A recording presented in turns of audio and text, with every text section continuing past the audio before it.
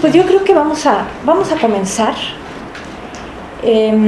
Tenemos nuevos rostros hoy. ¿Cómo te llamas? Arturo Sotelo. Hola, Arturo.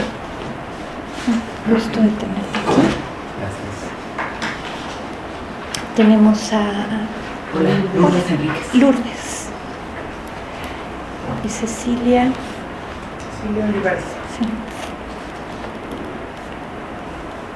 Bueno, vamos, tanto en virtud de que hay algunas nuevas integrantes y además la vez pasada no logramos hacer la recapitulación que nos pedían a distancia, vamos a recapitular un poco sobre lo que platicamos la vez anterior y me gustaría después pues darle la palabra al grupo para comentar lo que quieran.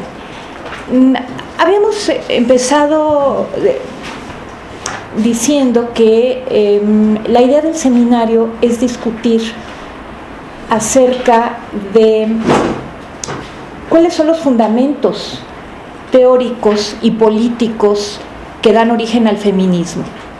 Al feminismo como un movimiento, es decir, no como una expresión aislada, no como alguna voz de pronto garbanzo de a libra, sino realmente como un movimiento tanto intelectual como posteriormente un movimiento político que ya no dejará de crecer a partir de este surgimiento en la Europa ilustrada o preilustrada del siglo XVII.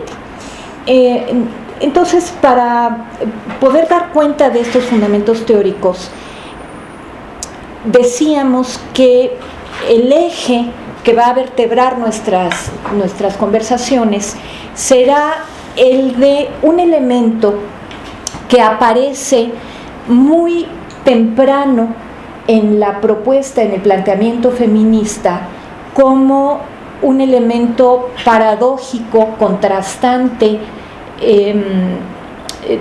generador de tensiones al interior del propio corpus conceptual del feminismo y posteriormente de su apuesta política. Y este elemento, decíamos también, y adelantábamos ya, aunque lo vamos a ver de manera mucho más específica, es el tema de la identidad. Es decir, comentábamos, el feminismo surge como una rama radicalizada de el movimiento ilustrado o preilustrado del siglo XVII, y como tal corriente radical ilustrada tiene como eje fundamental una reivindicación central, la de la libertad, la de la igualdad en libertad. Sin embargo, decíamos también, desde esos mismos comienzos, y ahora lo vamos a ir desmenuzando un poco, es que vamos a ver que el tema de la identidad empieza a cruzarse con el tema de la demanda de libertad, y desde esos mismos inicios empieza a generar algunos roces y algunos problemitas conceptuales sobre los que nos vamos a detener. Entonces, esa era la idea introductoria, la idea inicial, y una vez puesta sobre la mesa, lo que hicimos fue hacer una muy breve formulación acerca de cuál es la explicación de los orígenes sociales de esto que se llama el proyecto ilustrado de la modernidad, o el proyecto de la modernidad, que es un proyecto ético universalista. ¿Cuáles son sus raíces sociales? Hablábamos de esto porque en general, cuando menos en México, cuando se debate entre los distintos proyectos éticos que dan cuerpo a la modernidad, y que básicamente se han resumido a partir de los años 70 del siglo pasado en dos proyectos éticos contrastantes, uno universalista moderno y otro al que se le dio por llamar de la posmodernidad. Se habla de estos proyectos como si tuvieran un origen totalmente abstracto en las aulas, en las mentalidades, o como se dice vulgarmente, en las torres de marfil. Y lo que tratábamos de mostrar era que, bueno, esto desde luego no es así. Lo que tratábamos de mostrar era que esto que llamamos conciencia social moderna o sociedad moderna es hija de una serie de transformaciones sociales que fueron produciéndose a lo largo de más de 1000 años en el seno de la sociedad feudal, de la sociedad estamental, en enclaves, realmente enclaves que funcionaban como sitios de población cuya forma de organización, por azares del destino, los llevó a convertirse en verdaderos focos de construcción de identidades sociales que estaban funcionando a contrapelo con las identidades estamentales del resto de la Europa feudal. Estos núcleos eran los núcleos urbanos, las ciudades europeas, los burgos. Y su población, la población burguesa, quiere decir la población de las ciudades, en virtud de sus propios orígenes, que decíamos son orígenes totalmente distintos a los de la sociedad feudal en su conjunto, sus orígenes que son el tránsito, el desarraigo, la migración, va a producir personas que constituyen su identidad social a partir de referentes no trascendentes, no simbólicos. ¿Qué quiero decir con referentes no trascendentes?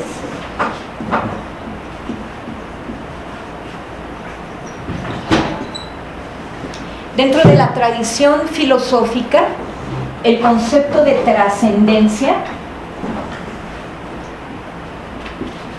nos habla de lo que se halla más allá de la cosa, de lo que se encuentra fuera del ser o fuera de la cosa. De tal manera que los referentes de identidad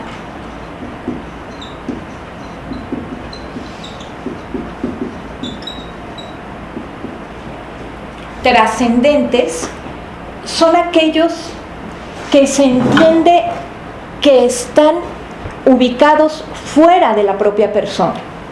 Estos referentes de identidad son referentes religiosos, de linaje, de la tierra, de los antepasados, del cosmos, de la tradición, de tal manera que en la identidad colectivista de la sociedad estamental, la propia persona se considera a sí misma como parte de una comunidad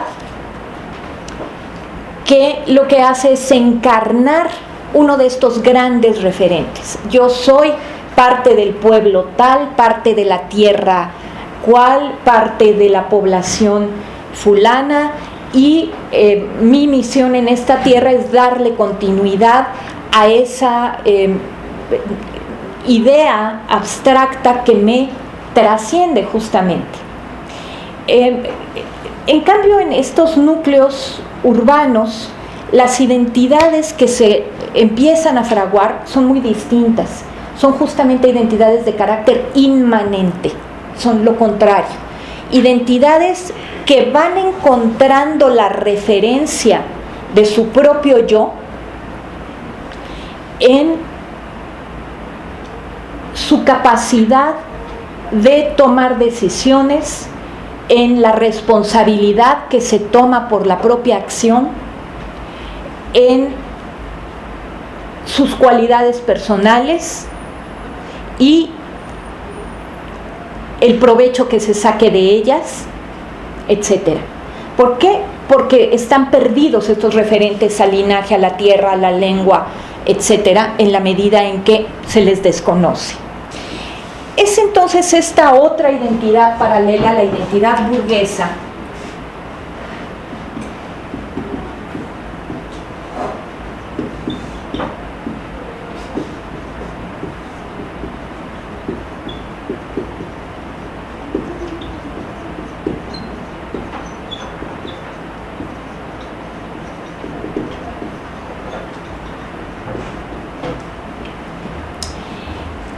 la que va a dar origen, después de siglos en los que su capacidad de incidencia política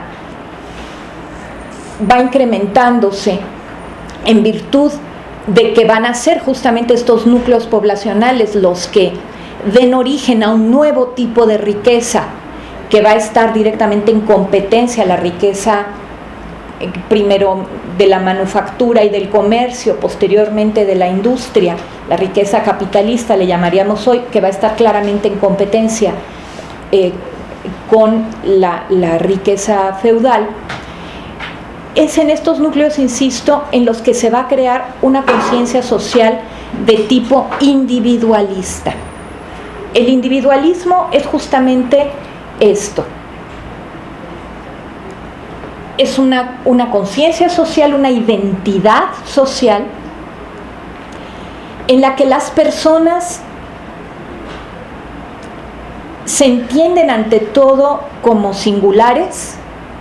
Sí, desde luego los lazos de pertenencia siguen estando presentes, no sería posible que no ocurriese así, pero dentro de estos lazos de pertenencia al gremio, a la guilda, al mercado, incluso a las familias que se van creando, a la propia localidad, etcétera, no van a ser más poderosas que la idea de que la persona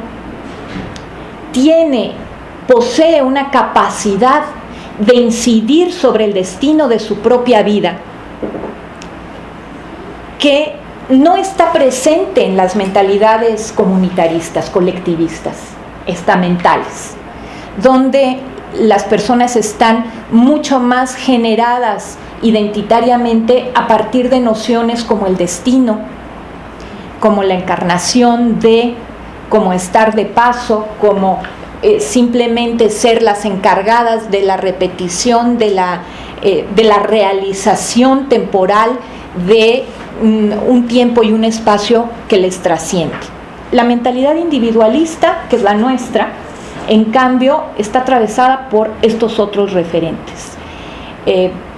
Bien, entonces, esta mentalidad individualista, esta noción de las personas acerca de que sus propias decisiones tienen influencia en la modificación del curso de sus vidas, va generando progresivamente, este es un proceso muy largo, y ya en el siglo XVII claramente vemos que esta mentalidad social tiene una sistematización muy clara, una primera expresión sistemática en la teoría, particularmente en la filosofía, expresada en el racionalismo cartesiano de la primera mitad del siglo XVII. El racionalismo cartesiano, habíamos dicho, y vamos a mencionar solamente un elemento de él, en la preocupación tradicional de la filosofía acerca de cómo plantear el problema de la verdad. Descartes indica que el ser humano no puede contentarse con descifrar la verdad revelada que está presente en el libro sagrado, revelada porque le fue soplada en el oído a los escribas del libro sagrado X o Y, por Dios himself, sino, no es que Descartes cuestione la verdad revelada, pero dice, el ser humano no puede contentarse con descifrar la verdad revelada, porque Dios le ha dado un instrumento único para llegar a descifrarla por sí mismo. Este instrumento es la razón. Y decíamos que esta categorización cartesiana de razón, que en términos de la conciencia social se entiende como la capacidad para tomar decisiones, para elegir, para cargar con las consecuencias de esa toma de decisiones, para Descartes, decíamos, esta condición ya explicada filosóficamente se entiende como una capacidad, no como una sustancia. En filosofía es muy importante la diferencia entre estas dos ideas. ¿Por qué? Porque la capacidad alude únicamente a un poder. No nos indica los contenidos de esa capacidad. Si yo digo, yo puedo nadar, soy capaz de nadar, eso no indica que necesariamente lo haga para empezar. Puede ser que no me meta yo a la alberca en 20 años, aunque sea capaz de nadar, o al mar. Tampoco me dice si yo puedo nadar de crawl, de mariposa, de muertito o de cualquier otra forma. ¿Sí? Es decir, el indicativo de mi potencia, se le llama también, ¿no? El indicativo de mi potencia me indica que yo puedo realizar una acción, no indica cómo la voy a realizar ni qué contenidos específicos le voy a dar. Esta es la idea cartesiana de razón. Más bien es la idea de razón que va a venir un poquito después de Descartes, pero vamos a mentir un poco y vamos a decir que es la idea cartesiana, ¿sí? Cuando esquematizamos mucho, pues tenemos que mentir un poco, entonces asumamos. Pero esta idea del racionalismo, pues, si no quiero mentir demasiado, esta idea de este primer racionalismo es una idea que quiere ser muy formal. ¿A qué alude esta idea de razón? Únicamente a afirmar que los seres humanos tenemos una capacidad de distinguir, capacidad de discernimiento. Y esa capacidad de discernimiento puede ser aplicada a dos tipos de realidades. Una, la realidad, digamos, franca, llana, el ser, la realidad ontológica, y entonces nuestra capacidad de discernimiento nos puede ayudar a distinguir lo falso de lo verdadero. Y otra, la realidad moral, la realidad ética. Y entonces esta capacidad de discernimiento nos ayuda a distinguir el bien del mal. Quiere decir que de hecho tú, yo, hagamos uso de la capacidad. Puede ser que jamás, ¿no? Yo tengo capacidad de distinguir la verdad si me pongo a pensarle, de dar cuenta de si esta acción es buena o mala si me detengo a reflexionar sobre ella. Pero puede ser que yo no use la capacidad, ¿sí? De hecho, sabemos que la mayor parte de los seres humanos la usamos poco, ¿no? Y a veces. O sea, sí nos dedicamos a pensar racionalmente, pero pocas veces y no con gran intensidad. No es nuestro registro favorito. Entonces, pero a pesar de ello, lo que nos dice Descartes es: la única fuente de la verdad es la razón. La razón humana. Y esa capacidad, que es la razón humana, el reconocer que los seres humanos somos seres racionales, es un indicativo de que somos seres morales, somos sujetos morales.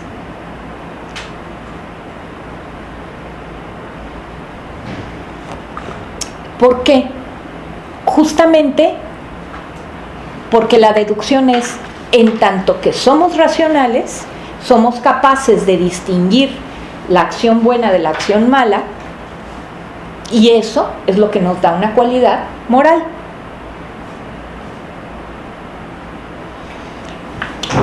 Por eso lo interesante de este tema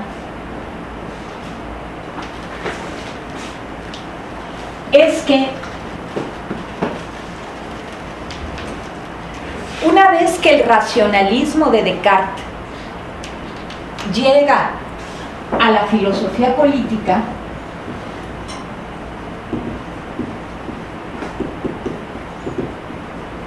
que habíamos dicho, toda filosofía política implica una ética,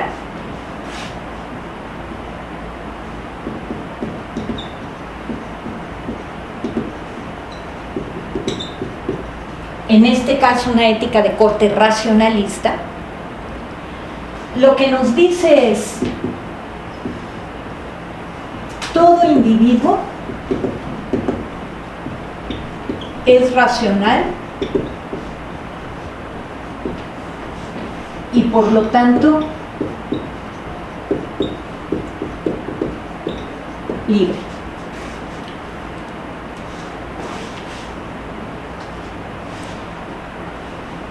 ¿De dónde esta deducción? ¿Sí? ¿Qué hace? Ya dijimos, todo individuo es racional. Ser racional quiere decir que es capaz de distinguir el bien del mal y lo verdadero de lo falso.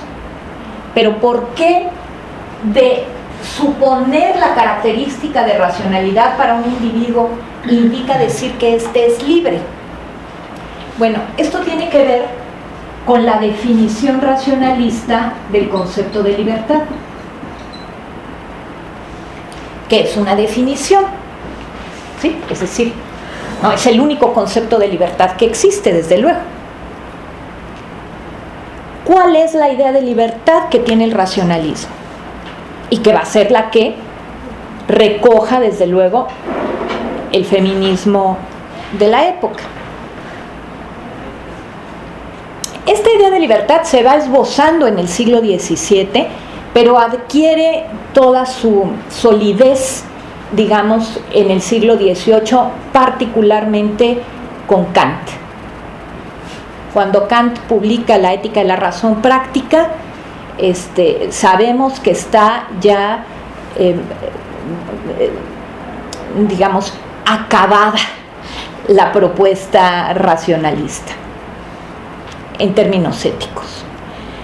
¿Qué quiere decir libertad para esta corriente de pensamiento? Es un concepto complejo. Vamos a ver. Ya habíamos hablado un poquito la vez pasada acerca de que libertad significa autonomía. Quiere decir la capacidad de obedecer mi propia norma. Pero significa también voluntad. Es decir, la posibilidad de actuar de acuerdo con mi propio querer, de acuerdo con mi deseo.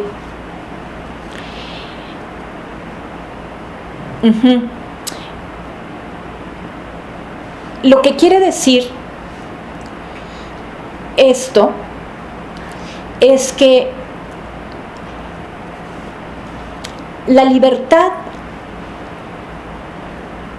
no significa hacer lo que yo quiera, aunque esto pueda parecer contradictorio con lo que dije antes sobre la voluntad. Voy a tratar de aclararlo ahora. No significa hacer lo que yo quiera, o mejor dicho, como lo diríamos en México, lo que se me pegue la gana. Mi querer no puede estar definido por mis pasiones. La idea última es esta. Porque en general nosotros tendemos a entender esto de hacer lo que a mí se me pegue la gana como, pues, lo que se me ocurra en el momento. Si quiero comer, como; si quiero dormir, me duermo; si quiero emborracharme o drogarme o tener sexo o desvestirme en la calle, ¿lo puedo hacer? Sí, sí, sin duda. Esta es una manera de expresar un querer, pero un querer que no está dictado por mi razón, sino que está dictado por mis pasiones. Y las pasiones para el racionalismo no son definitorias de la persona, no son definitorias del ser humano, del individuo, sino que habitan en él, pero como una parte que le es extraña al individuo mismo, que está en contra de su plena realización. El individuo es entendido por el racionalismo como un proyecto de vida.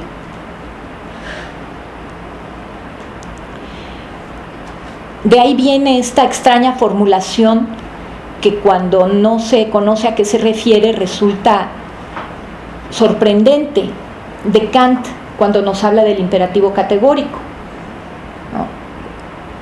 En el imperativo categórico Kant dice algo así como: actúa siempre de tal manera que trates a los demás siempre también como fines en sí mismos. ¿Qué quiere decir eso de fines en sí mismos? Quiere decir como proyectos de autorrealización personal en ellos o en ellas mismas. Claro, a Kant no le parece que las mujeres sean sujetos morales, ¿verdad? Y ese es uno de los temas que trata el feminismo, pero no me voy a meter ahorita allí, sino un poco más adelante. Quiere decir que se considera que la persona es un fin en ella misma y que cada persona es un fin en ella misma, es decir, un proyecto de realización personal en ella misma, y en consecuencia no debe nunca ser tratada todo el tiempo como si fuese un medio para conseguir los fines de otros, ¿no? Esto es lo que niega Kant, la idea de que tratemos a las personas de una manera instrumental, como si fuesen objetos para el cumplimiento de mis fines, medios para mis fines y no fines en sí mismos.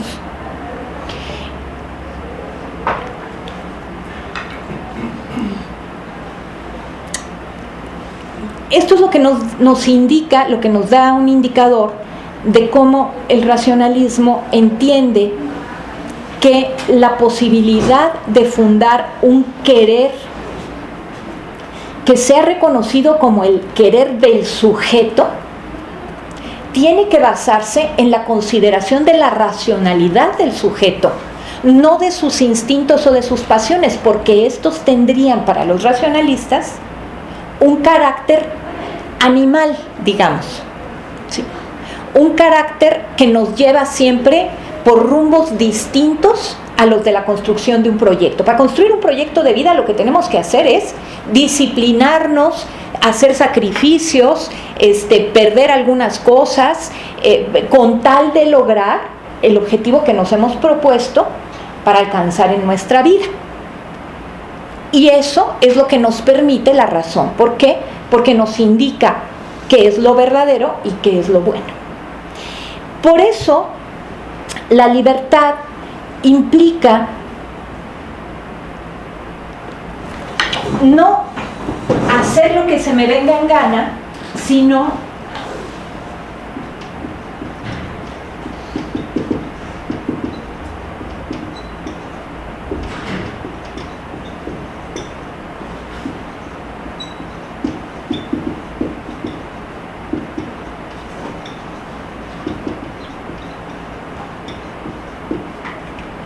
sino por el contrario, ser libre indica someterse a una norma. Esta idea, en principio, siempre suena rara, ¿no? ¿Cómo que libertad es sometimiento? Sí, pero no sometimiento a las pasiones que me son extrañas como ser humano, sino sometimiento a mi propia norma. ¿no? También de ahí viene la idea de autonomía. Autonomía no quiere decir hacer lo que yo quiera, sino someterme a la norma que yo misma dicto, pero siempre es norma. Siempre indica seguir un camino y abstenerse de seguir otro, elegir, restringir, sancionar. Sí. Eso es la libertad, que se realiza en mi voluntad. Eso sí, mi voluntad, ¿qué quiere decir? El proyecto que yo construyo para mí misma como individuo libre, y la norma que trazo para conseguir ese objetivo de largo plazo, mi autonomía.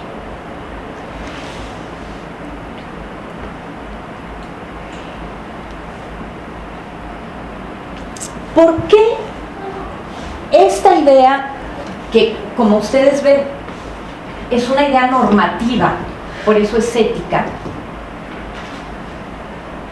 Bueno, primero, ¿por qué es ética? Porque toda ética implica el seguimiento de un deber moral. Eso es a lo que se le denomina deontología.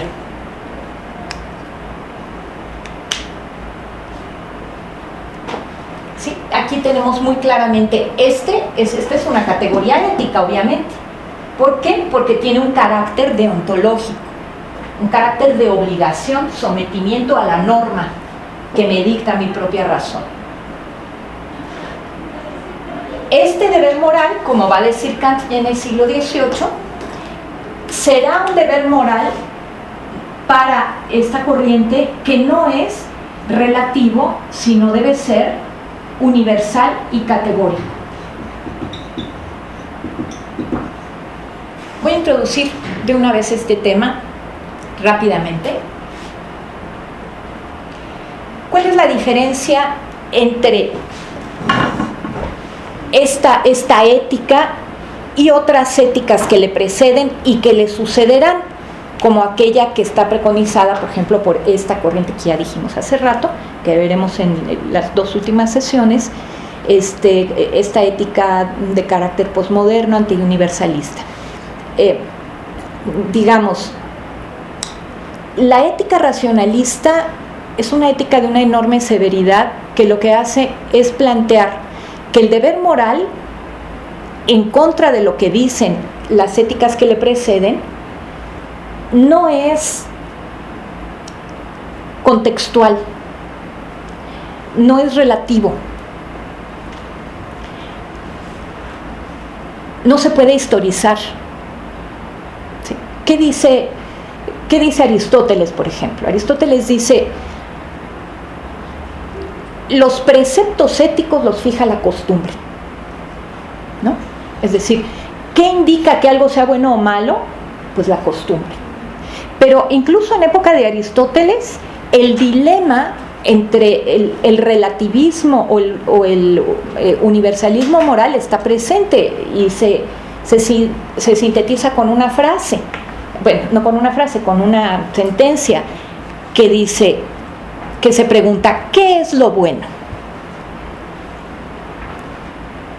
Y se dice, hay dos respuestas posibles.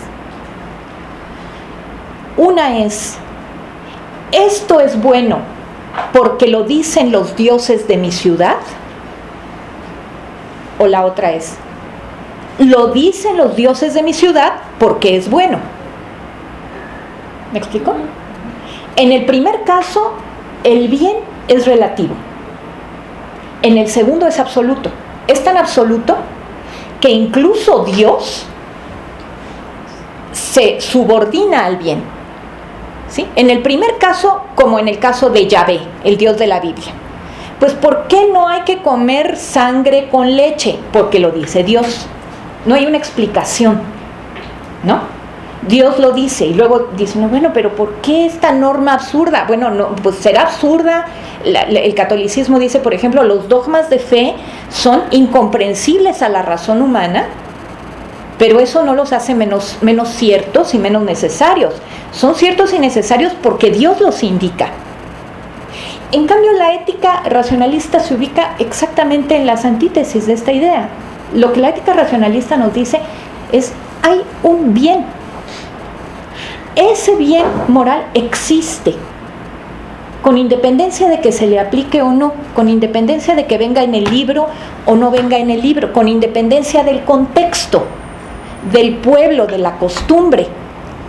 Y es reconocible por el propio ejercicio de la razón humana.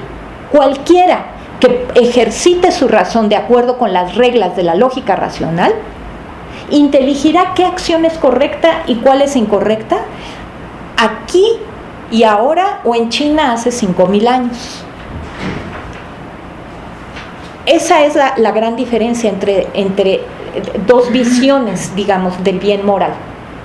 Que sea universal, que sea radical, que sea absoluto, o que sea relativo, que sea contextual, que sea histórica o grupalmente variable, ¿no? Y el racionalismo es el que establece esta idea de la radicalidad, de que el deber moral es categórico, no puede ser obviado conforme al contexto.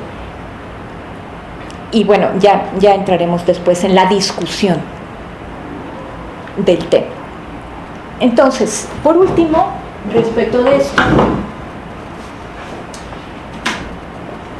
es en cuanto a la condición ética del pensamiento racionalista. Habíamos dicho la vez anterior que en la medida en que este es un planteamiento ético, no es un planteamiento descriptivo.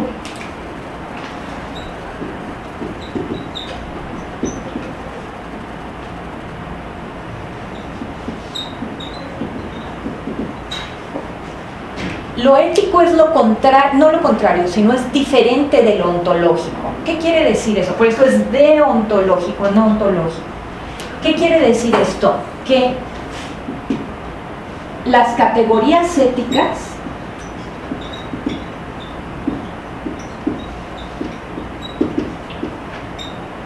lo que quieren hacer no es describir cómo son las cosas, sino prescribir cómo deben de ser para estar de acuerdo con un ideal regulativo.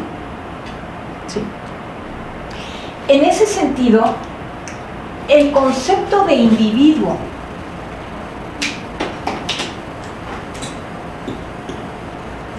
cuando es planteado así, como lo hice en esta oración, tiene un carácter puramente ético. No pretende ser descriptivo. No pretende decir cómo son las personas. Tampoco cómo deben de ser. Pretende decir cómo debemos tratarlas. Eso es lo que se refleja en el imperativo categórico de Kant. Actúa siempre de tal manera, es el imperativo 1, que puedas querer que tu acción se universalice. Imperativo 2, actúa siempre de tal manera que trates a las demás personas nunca solamente como medios, ¿no? Y siempre también como fines en sí mismos. Bueno. Ético, prescriptivo, no descriptivo. No nos dice todo individuo es racional y por lo tanto libre, no, porque la condición de libertad no es un hecho. ¿Sí? La libertad no es un hecho. No está en nuestro ser descriptivo, biológico, fisiológico, la condición de ser libres. La condición de ser libres está presente en nosotros solamente en tanto sujetos morales. No es un hecho. En esa medida, la libertad es un derecho. Y esto es importante que lo tengamos en cuenta. Y en la medida en que es un derecho, y que por ser un derecho nos corresponde, pero no se halla, por definición, ya realizado, ¿sí? Entonces es que hay siempre que reivindicarlo. Los derechos se reivindican.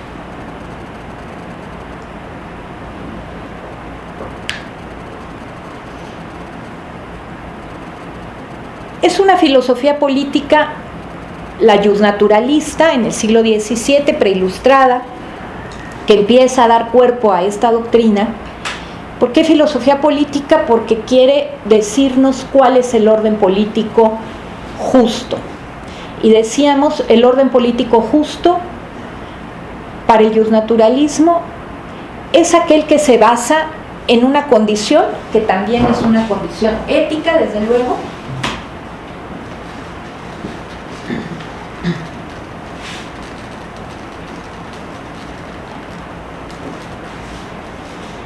que es la idea de la igualdad natural.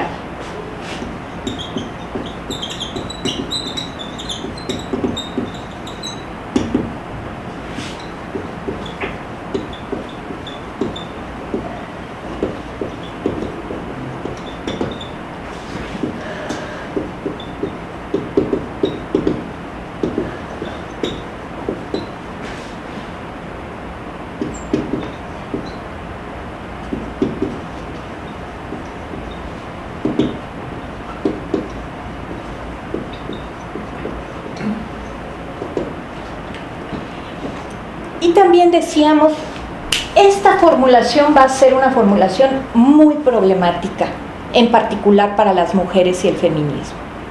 ¿Por qué? Porque cuando el justnaturalismo, que es jus jure, naturalismo, teoría del derecho natural, jus jure quiere decir derecho o ley, propone que el criterio de legitimidad de todo orden político sea la noción de igualdad natural, lo que nos está diciendo es que supongamos que todas las personas, por naturaleza,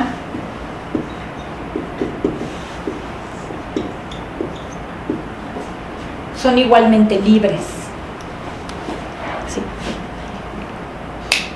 Pero regularmente no se frasea así. Regularmente se frasea de la siguiente manera, se dice, el justnaturalismo propone la igualdad y libertad, como si se tratase de dos valores paralelos. Y esto no puede ser así. ¿Por qué? Porque el concepto de igualdad no equivale al concepto de libertad, no tiene la misma entidad. El concepto de igualdad es un concepto necesariamente relacional. Si yo digo Ana y Hortensia, si yo digo Ana es igual, me quedo coja. Porque quiero decir, Ana es igual ¿en qué? ¿A quién? Tengo que agregar una categoría con la que relacionarla. Pero si yo digo Ana y Hortensia son igualmente inteligentes, ya estoy diciendo algo que tiene sentido. Sin embargo, la propia manera como se ha fraseado este concepto nos ha conducido a una serie de trampas ideológicas muy interesantes, porque se ha tratado a la igualdad como si fuese un valor en sí mismo y como si todo mundo supiese de entrada qué es lo que está calificando o qué es lo que está relacionando, cuando no es así. Pedimos igualdad, sí, pero ¿igualdad en qué? ¿Igualdad entre quiénes? ¿Sí? Entonces, esto ha traído también un montón de problemas teóricos y políticos a la posteridad todavía en nuestros días. Hoy los proyectos igualitaristas, ¿sí?, digamos, presentan como proyectos que nos indican a las claras lo que buscan, y no nos indican a las claras lo que buscan, porque no sabemos exactamente a qué tipo de igualdad están aspirando. ¿A igualdad en qué? ¿Y entre quiénes? ¿Sí? Síganme. Pero no es, o sea, es una igualdad por el hecho de tener razón, ¿no? Por eso se plantea que todos somos... Sí, pero somos igualmente ¿qué? Racionales. Exactamente, y por lo tanto libres. Sí. Pero los proyectos igualitaristas hoy en día no, son antirracionalistas incluso, ¿sí? ¿Por qué? Porque de entrada se plantea la idea de igualdad y como es un concepto ambiguo puede querer decir cualquier cosa. Por eso hay que aclarar a qué se refiere. En sus inicios, Hobbes, Spinoza, Pufendorf, Locke, lo que quieren decir, y esto cómo lo sé, pues porque nos ponemos a leer todos los textos y se puede deducir sin ningún problema que lo que quieren decir es igualdad en libertad, en capacidad de ser libres, ¿sí? Hobbes es el único que, además de plantear que los individuos son igualmente libres por naturaleza, son igualmente capaces de sobrevivencia. Habíamos hablado de esto la vez pasada, muy rapidito, ¿no? O sea, Hobbes trabaja también con otra idea de igualdad que es un poco más sustantiva, porque dice, habíamos dicho, el más tonto puede matar al más inteligente y el más débil puede matar al más fuerte, o sea, son iguales. ¿Qué dice también? Somos iguales en expectativas. ¿Qué queremos? El poder, la gloria, la riqueza, ser más que el otro, que nos reconozcan, y todos tenemos estas pasiones por igual. O sea, para Hobbes hay más elementos de igualdad en juego, ¿sí? Pero principalmente está, o digamos, a la que se refiere como el elemento de igualdad que nos va a llevar a querer estar en estado civil, es la libertad. Entonces, hay que aclarar que de lo que se trata es de la igualdad en libertad, aquí. Ahora, habíamos dicho, hay aún otro término que luego va a causar muchos problemas para las feministas, o que las feministas van a poner de relieve, que es el concepto de naturaleza. ¿Por qué? Porque aquí naturaleza, cuando se dice que nuestra condición de naturaleza nos iguala, está aludiendo a la naturaleza moral.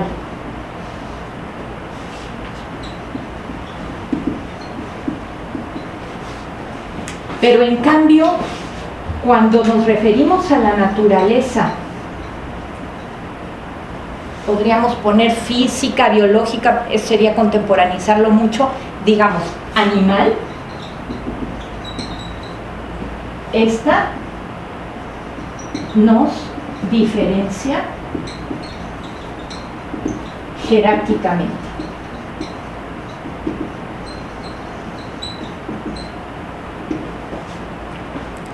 ¿Por qué? Porque nos va a decir cada uno de estos autores, por naturaleza, y ponemos el paréntesis animal, somos desiguales.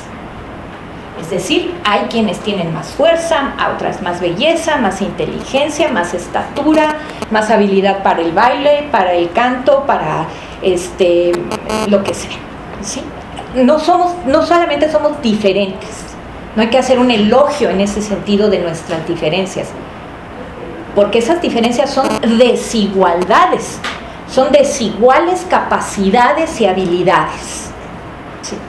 Entonces, nos diferencia jerárquicamente, hace que unas personas sean más aptas que otras para diversas cosas. Pero esto es lo que hay que ignorar cuando nos refiramos al ideal ético, y lo que hay que reconocer es que en tanto seres morales somos igualmente capaces de ser libres, ¿sí? Y esta es una ambigüedad en el concepto que, como en el caso del concepto de igualdad, no se aclara nunca y posibilita que haya una serie de trampas ideológicas como las que muy destacadamente comete Rousseau todo el tiempo, ¿no?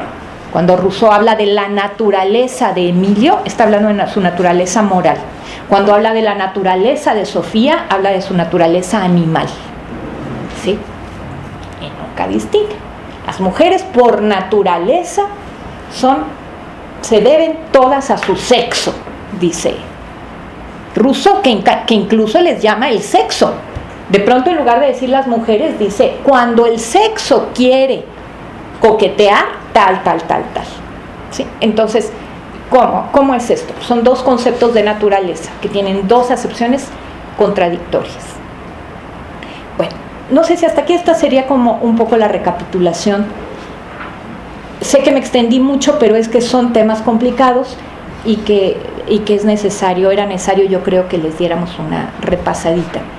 Hasta aquí, y si no, vamos con lo de hoy, si alguien quisiera comentar algo o lo que sea.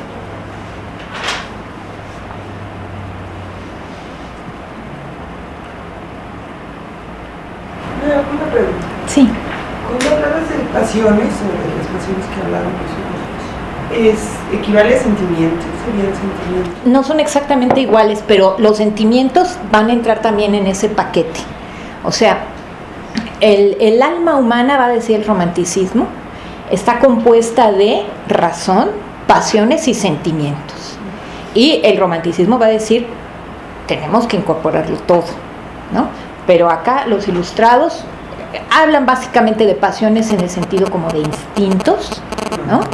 Y no hablan mucho de los sentimientos, pero sí, como que en realidad si te metes a verlo con cuidado, creo que consideran que pues los buenos sentimientos, los bellos sentimientos son producto de una mente, digamos, de una mente buena moralmente, ética. Entonces, como que la relación de causalidad iría de la razón moral al sentimiento y no al revés, ¿no? No son particularmente detractores de los sentimientos, pero hablan de ellos siempre como resultado del bien moral, ¿no? Los bellos sentimientos, las almas buenas, este tipo de cosas, ¿no?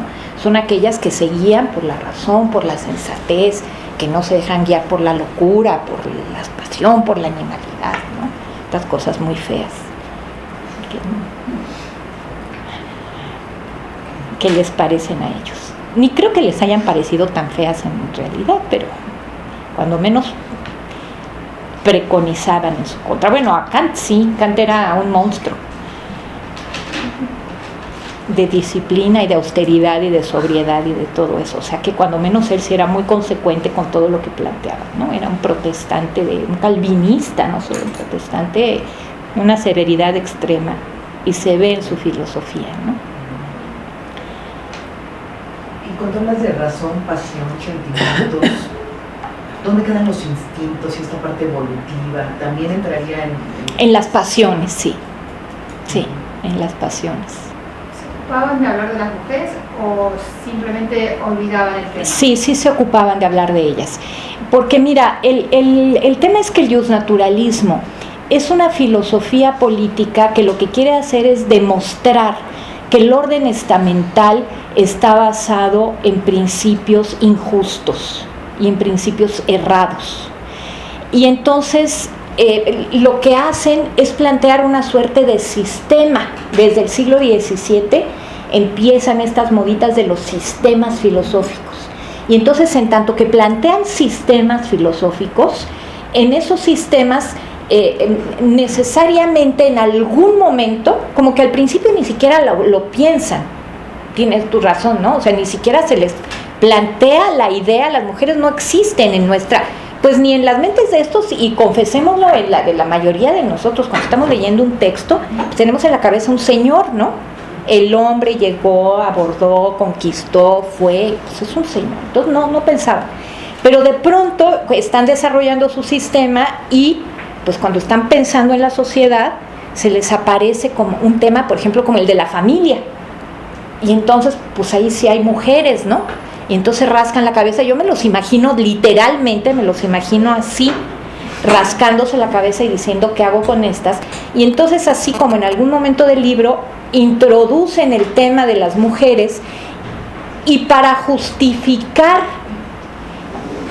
quienes son misóginos, quienes no son feministas, bueno, no misóginos, pero no feministas, para justificar su posición antiliberacionista de las mujeres, tienen que empezar a hacer una serie de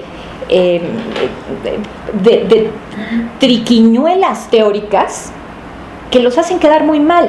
Y autores totalmente respetables, limpios, claros, deductivos, etcétera, que se les van muy pocas cosas, les empiezan a quedar ahí unos borrones verdaderamente espantosos, ¿no?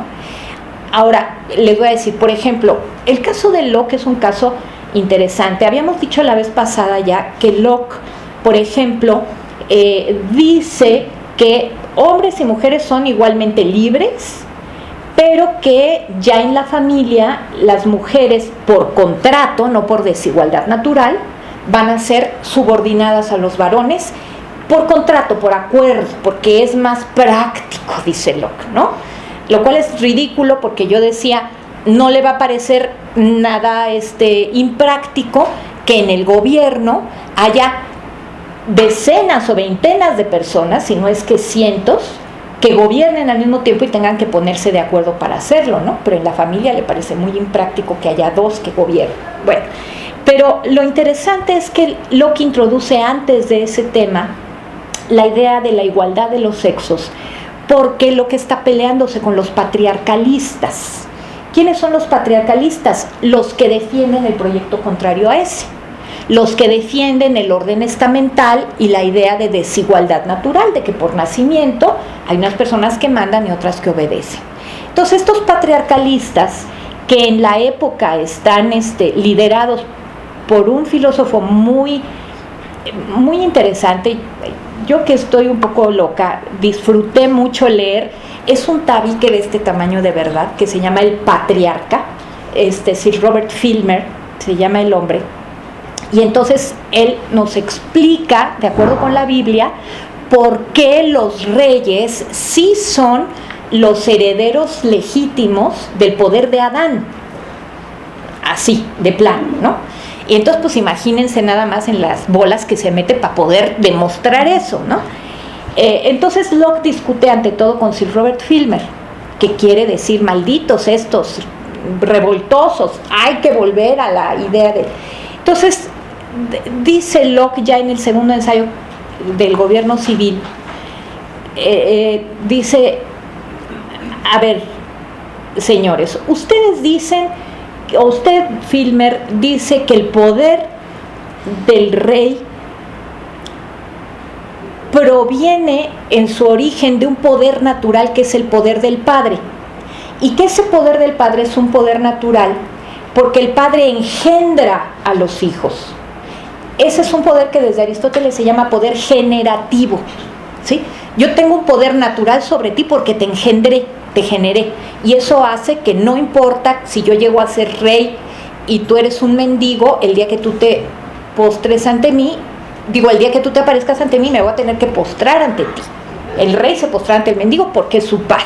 Entonces el poder generativo mata todo, decía Aristóteles, ¿no? Filmer recupera esa idea. Y entonces Locke le dice, a ver, espérense, ¿están ustedes mal? Porque el hombre, para engendrar a los hijos, no está solo, sino que tiene una compañera.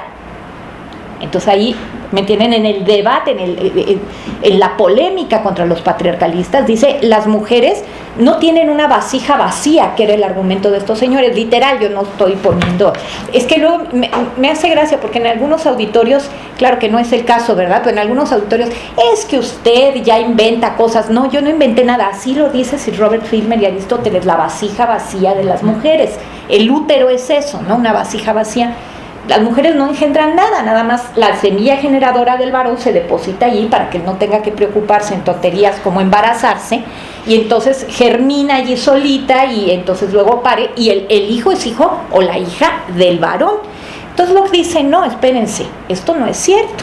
La mujer es compañera del hombre en la generación, y Dios dice en los mandamientos, honrarás a tu padre y a tu madre, de modo que Dios no le da el poder solamente al varón porque sea padre, sino que se los da a los dos, de tal manera que en todo caso el famoso poder patriarcal o paternal tendría que ser poder parental de ambos padres al mismo tiempo. Entonces por eso introduce Locke el tema de las mujeres como iguales a los varones. Ahora, ¿por qué no les vamos a dar ningún derecho? Pues porque ya después no es práctico, miren muchachas, es más conveniente que el señor sea, y empieza a decir cosas que no tienen mucho sentido, ¿no? Bastante tontas, pero sí aparecen, están ahí los temas, ¿no? Bueno, entonces vamos simplemente a introducir el tema de los salones, que es el siguiente. Este planteamiento filosófico-político se empieza a gestar pues hacia los años 60, 40, 50. Locke publica el Leviatán, que es su libro más famoso, pero no es el primero, incluso, Hobbes, perdónenme, lo publica en el 51, y es raro porque lo publica en inglés primero, lo cual es indicativo de que el hombre quería que se difundiera, porque los libros se publicaban en latín en la época. Hasta después hizo una edición latina. Primero lo publica en inglés. 651. Pero ya tenía textos, sí, escritos en latín antes, el del ciudadano, del hombre, etcétera, donde adelantaba estas ideas. Bueno, pero entonces me voy más rápido. El tema es que estas ideas, dijimos, son producto de una sistematización, pero ¿dónde se produce esta? Bueno, sin lugar a dudas, aunque ya haya habido una conciencia social, digamos, racionalista en Europa, en las ciudades,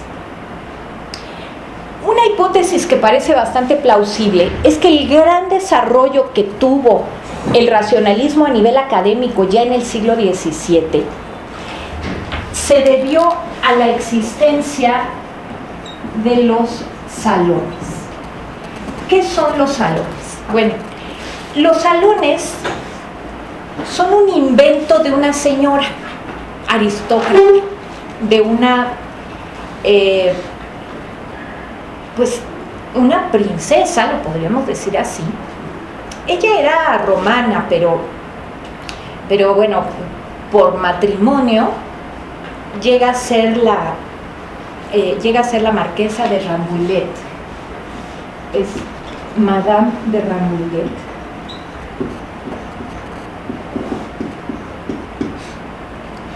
Esta mujer era de esa élite de mujeres que, pues básicamente de manera autodidacta, se habían ilustrado a sí mismas. De esa élite era un pequeñísimo núcleo de mujeres básicamente aristócratas, no burguesas. Las mujeres burguesas eran muy poco ilustradas, o había muy pocas ilustradas. ¿Por qué? Porque, bueno, el siglo XVII en Europa las mujeres no tenían derecho a nada, en pocas palabras. No había ningún tipo de derecho a la educación para empezar, pero tampoco a la propiedad, ni a recibir un pago igual por trabajo igual, ni a desempeñar profesiones liberales.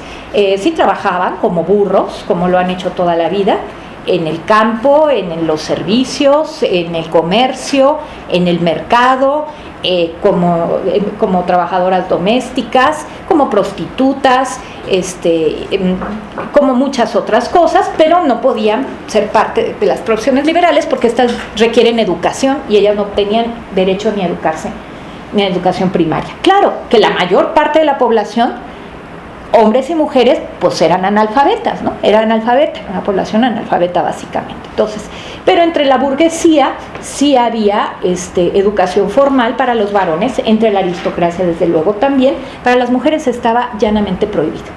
Para las mujeres aristócratas había algún tipo de formación en cosas que adornan, un poco de pianito, un poco de recitación, un poquito de pintura, pues alguito de saber dónde queda tal o cual país, etcétera, pero nada, y así lo dicen los manuales de educación de la época, nada que sea demasiado serio ni demasiado profundo. Bueno, entonces, estas mujeres ilustradas de la época, pues son pocas, pero además son mujeres que deben haber tenido un carácter excepcional porque no solamente luchan en contra de la falta de educación formal, sino también de lo mal visto que está que una mujer esté educada. Una mujer que puede hablar con soltura de un tema científico, político, literario, que vaya más allá de la opinión mona y coqueta, está muy mal vista, es muy mal calificada, es sujeta de humillaciones, de sorna, de desprecio, se dice no se va a casar nunca, etcétera, etcétera. Entonces, bueno, estas señoras pues algo debían tener, que todo eso les valía gorro, y a pesar de eso se fueron formando, porque ya en el siglo XVII a estas alturas hay un número muy importante de señoras que son astrónomas, por ejemplo. Qué cosa más interesante, ¿verdad? ¿Por qué? No sé muy bien, supongo que porque pues, era más o menos fácil colarse a donde el papá tenía o el marido un telescopio, dedicarse a ver las estrellas y hacer cálculos y robarse tiempo. Pero también hacían otras cosas, eran botánicas, esa fue otra cosa que floreció bastante, eran ilustradoras de las plantas y las observaban y tal, y bueno, desde luego hacían literatura. Madame de Rambouillet es una mujer, nació todavía en el siglo XVI, pero ya siendo Madame de Rambouillet y habiéndose casado con el marqués si no me equivoco, quería traerles el dato exacto, pero la lista de mí, tengo las notas en Dropbox y nunca me dejó abrir mi documento para darles el dato exacto de cuándo funda su primer salón. Es por el 18, por 1618, así de temprano. ¿Qué es eso del salón? Esta señora, que era literata, quiere ante todo tener tertulias, y le parecía que las condiciones en las que las tertulias se podían llevar a cabo eran muy malas. Además, en alguna época ella fue víctima de varias dolencias y entonces tenía que estar un poquito como en cama, y entonces lo que hizo fue diseñar, inventar. Es que esto me encanta, porque la persona que inventa la sala de nuestra casa es esta mujer, es Madame de Rambouillet. ¿Por qué? ¿Qué es lo que había, digamos, previamente en las casas? Pues lo que veía en las casas era, dependiendo, bueno, una casa campesina, pues es una sola estancia con una estufa, se le dice en España, ¿cómo decimos aquí? Un fogón, ¿no? Un fogón al centro, que más o menos la gente ahí se reúne. En las casas de clase media, pues hay un comedorcito, tal, pero no hay propiamente un lugar donde haya unos sillones y la gente se siente, y desde luego en los palacios menos, ¿no? Hay los salones de baile o los salones donde se reciben, y esta señora dice, no, todo esto qué incómodo, vamos a hacer un salón donde esté mi cama presidiendo el salón, y yo ahí muy mona, el salón amarillo, hizo el salón amarillo, y luego tiraron no sé por qué ese palacio, hizo el salón azul, y varios. Entonces llamó a unos arquitectos y dijo, a mí no quiero esta cosa que es así, que yo no puedo ver las que están aquí, algo más cuadradito. Y luego fue y puso unos sillones de los más cómodos con mesitas donde la gente se pudiera sentar y tomar vinito, café, té, pastitas, y hablar.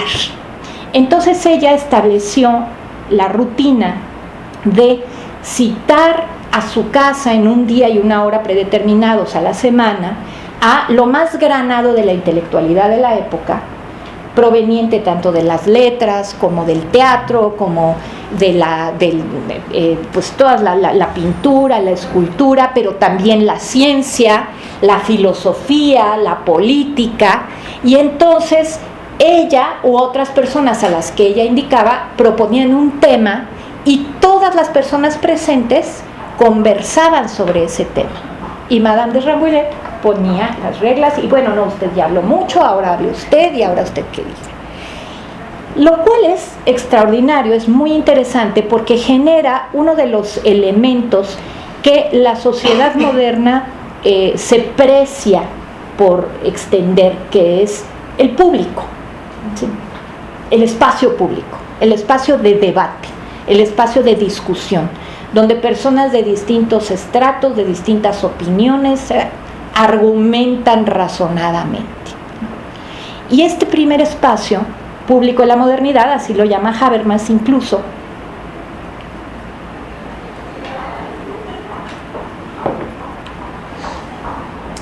es doblemente interesante porque Madame de Rambouillet hace algo insólito que van a copiar después otras damas que van a seguir su ejemplo, porque el salón empieza a proliferar, primero en Francia y luego se va extendiendo por toda Europa. que es no solamente invitar a pues las personalidades canónicas de todos estos registros, sino también a mujeres intelectuales. Y esto es inédito porque las mujeres intelectuales, en tanto que son autodidactas, están al margen y son socialmente rechazadas, pues por supuesto no las admiten en ninguna de las academias, no se les publican ninguna de las cosas que hacen, que proponen, que plantean, que dibujan, que escriben, que lo que sea, no se les admite, son voces invisibilizadas. Y lo que hace el salón es darles voz. Y pone entonces el salón a debatir a hombres y mujeres en un plano, digamos, de igualdad, lo cual es interesantísimo. Claro, desde luego las costumbres y las formas y todo eso pues deben haber generado allí sus tensiones y lo que quieran, pero el hecho de que la directora del salón fuese siempre una mujer pues probablemente posibilitaba que las cosas favoreciesen el desarrollo de las mujeres intelectuales o su voz.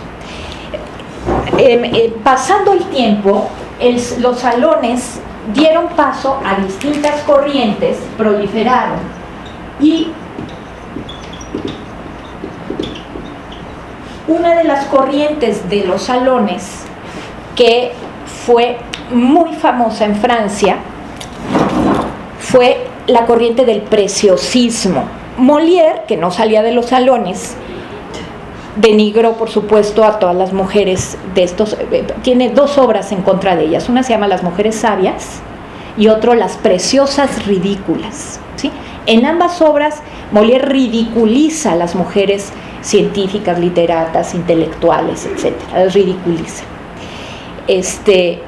Esta es una de las primeras reacciones, no de las primeras reacciones, sino una de las primeras constancias escritas que tenemos de la importancia que cobró el salón y las salonières, como se le llamó a las señoras que los poseían, sino también de la importancia que tenían las salonières y de las reacciones que había en su contra, aunque estos señores se beneficiaban de ellas. Las preciosas son importantes. ¿Por qué?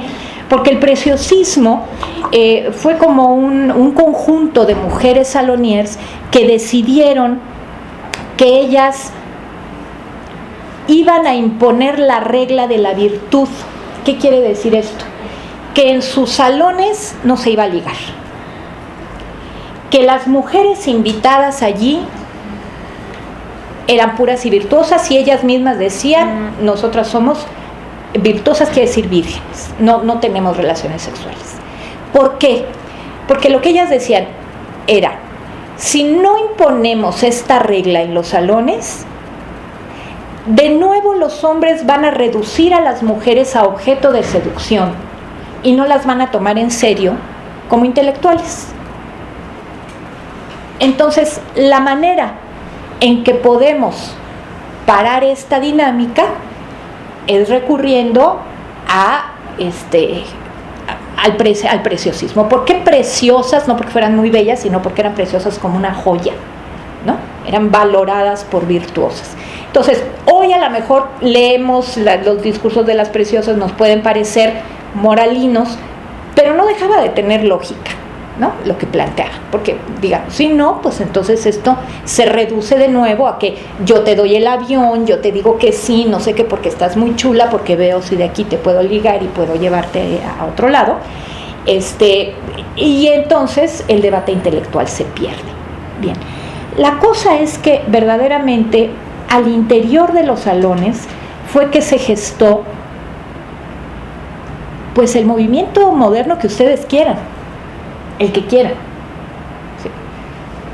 En la física, en la medicina, en la biología, en la astronomía, porque era allí donde se discutía, se debatía, y el producto de esos debates era lo que publicaban las academias. Si tú no habías formado parte de un salón, esto no había sido aprobado por no había pasado por la prueba de la crítica, de la oposición de esto en el salón, pues no te sentías muy autorizado de publicar en tal o cual lugar, ¿no?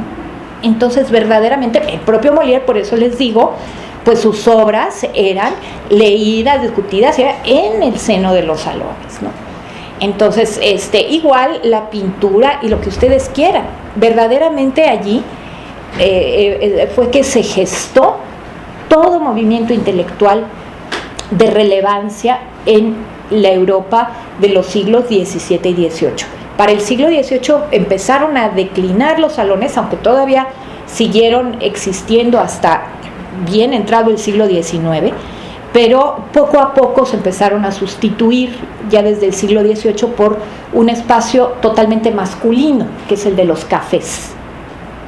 Empezaron a ser reemplazados los salones por los cafés, que eran considerados ahí sí muy sobrios, viriles, masculinos, porque no estaban llenos de viejas y amanerados, ¿no? Que era la manera en que... ¿Es toda Europa? ¿Está extendido hacia todo? O sea, no es estrictamente francés. No, mira, los salones van a los países nórdicos incluso, están en Noruega, o sea, que yo tenga conocimiento directo, están en Noruega, están en Suecia, están en Dinamarca, bueno, están desde luego en Inglaterra, están... No sé, en España hubo salones desde luego, no sé qué tan exitosos serían, pero en el siglo XIX en España hay salones todavía, en Prusia, en Austria,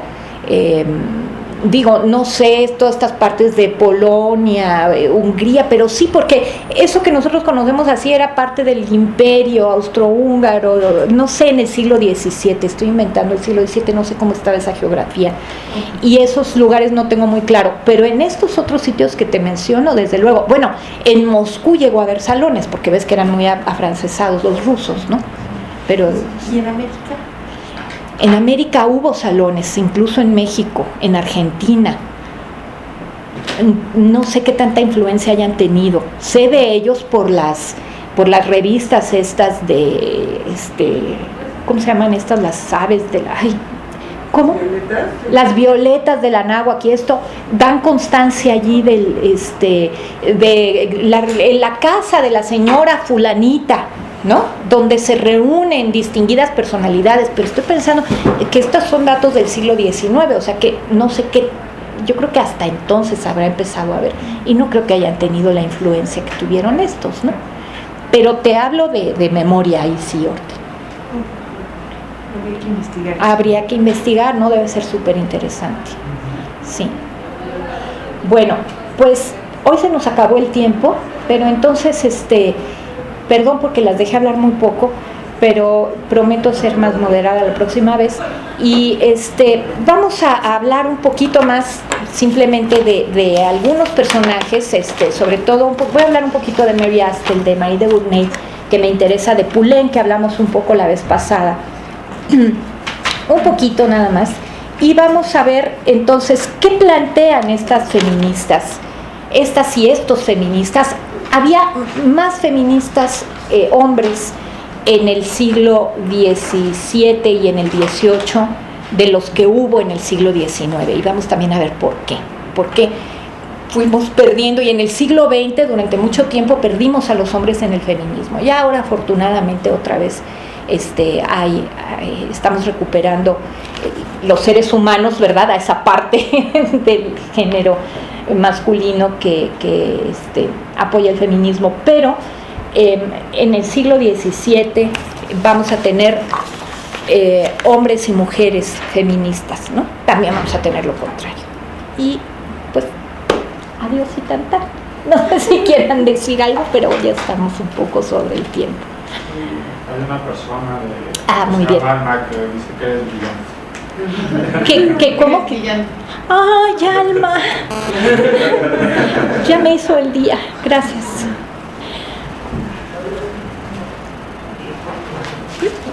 Adiós y tata. Muchas gracias.